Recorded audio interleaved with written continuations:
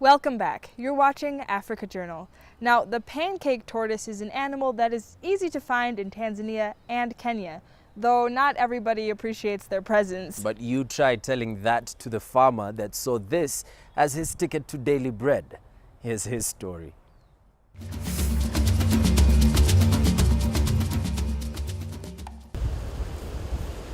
For many people in Kitui, a tortoise would attract only a temporary glance. The main reason being that the town located on the eastern part of Kenya is densely populated with reptiles. But for 65-year-old Peter Maundu, the animal is proving to be more than just a part of the scenery. It is his source of livelihood. This area is not productive in crop farming because sometimes the rain is not reliable. So it's why I took tortoise farming, because with the tortoise farming it does not need rain. He got a license in 2005 from Kenya Wildlife Service. KWS is mandated with conserving and managing Kenya's wildlife. Lucy Mwita is a senior warden in charge of wildlife utilization at KWS. The mission of the Kenya Wildlife Service is community education and awareness, and we have a department for community education and awareness. So we are doing a lot of community education and awareness, people to realize that they can benefit from the natural resources. Due to the nature of this business, no one was willing to support him. When I started, my family members could not even assist me of even fetching water, even taking food to them. But when I saw the first time when I bought a motorbike, they started to get interested. He keeps pancake and leopard tortoises.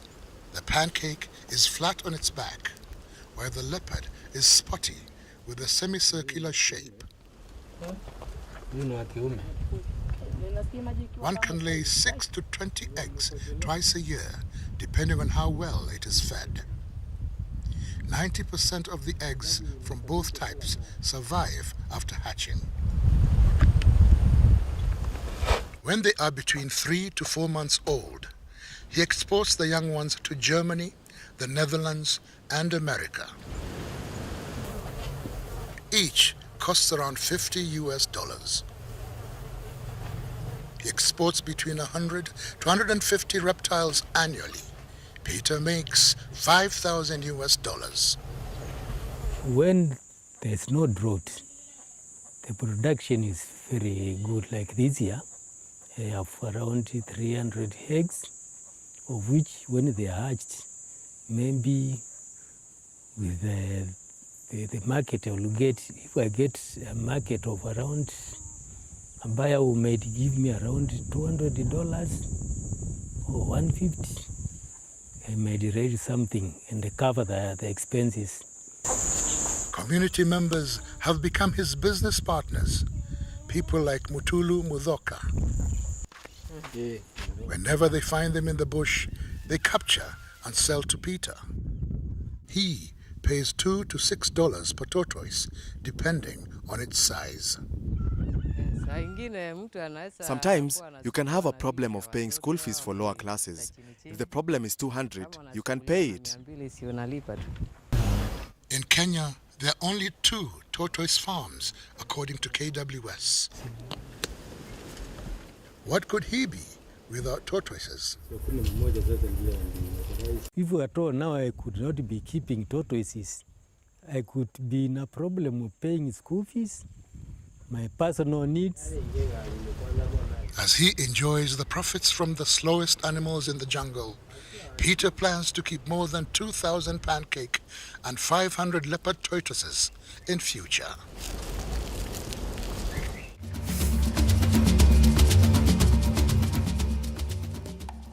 Away from the snail pace, or tortoise for that matter, and onto the fast track. Botswana is getting more competitive in extreme sport. That's right, we are seeing the newer faces that love the thrills and spills of the motor world. Take a look.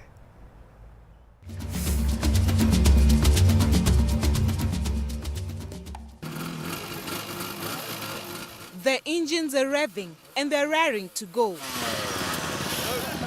These are some of the elite riders in Botswana. They are their country's pride, and it is the job of Botswanan Kevin Branch to keep their dreams alive. We hold one of the biggest off-road races on the continent, which is the Toyota 1000 Desert Race, and that's held in June annually. And it's immensely popular amongst the people of Botswana. Kevin has been the chairman of Botswana Motorsports for the past 2 years. He has vast experience in this sport, having been competing since 1990.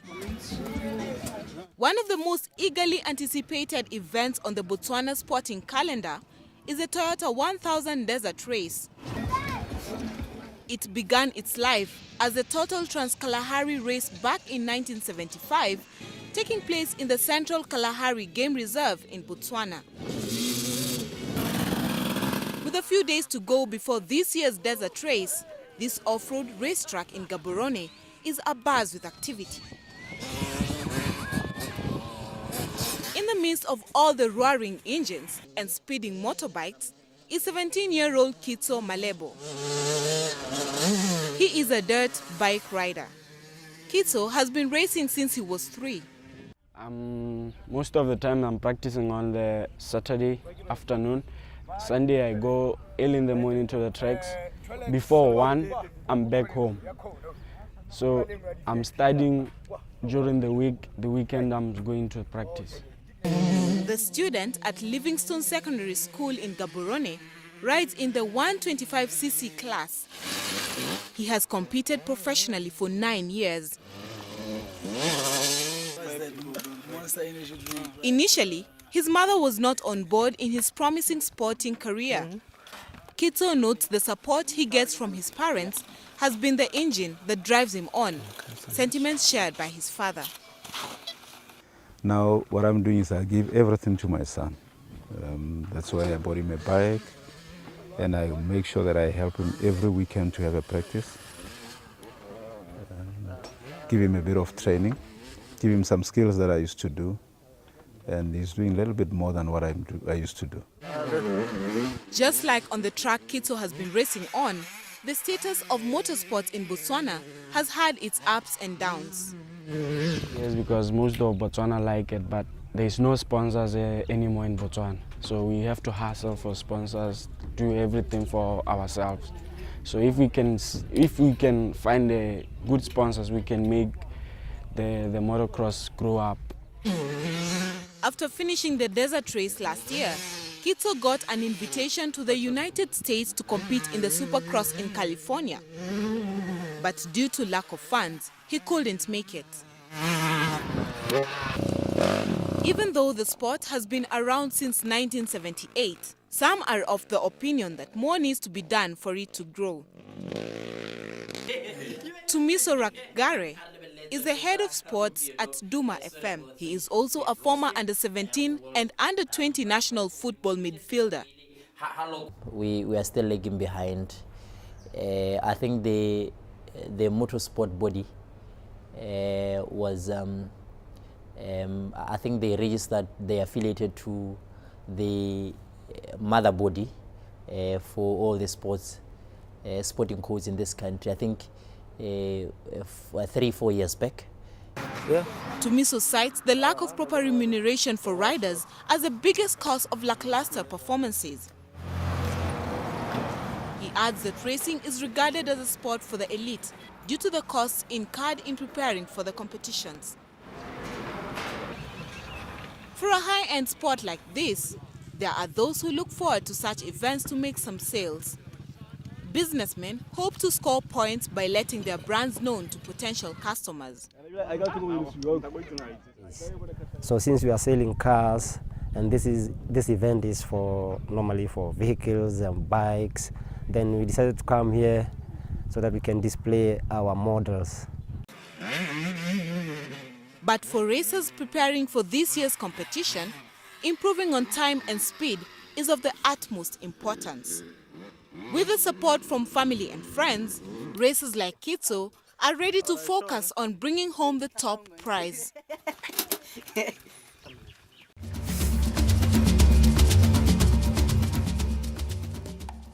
You know, I occasionally take motorcycles to get around. You know, you can ride on the back of one, but I don't think I could ever ride something that fast. Now, to me, that is sport. I would give anything to just feel that Rush. thrill. Anyway, what do you think about this week's show? Do tell us on Twitter or Facebook, or you could give us ideas for subsequent shows by sending an email to the address on screen.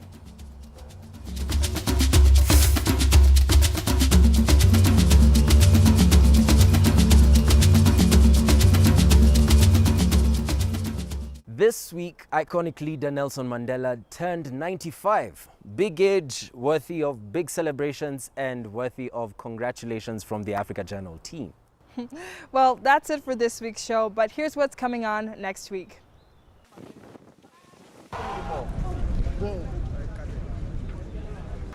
Healing wounds of elections past. Côte d'Ivoire's road to reconciliation.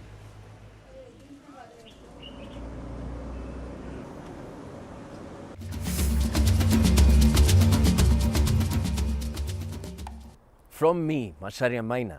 And me, Kaya Edwards, and the entire Africa Journal team. See you next week.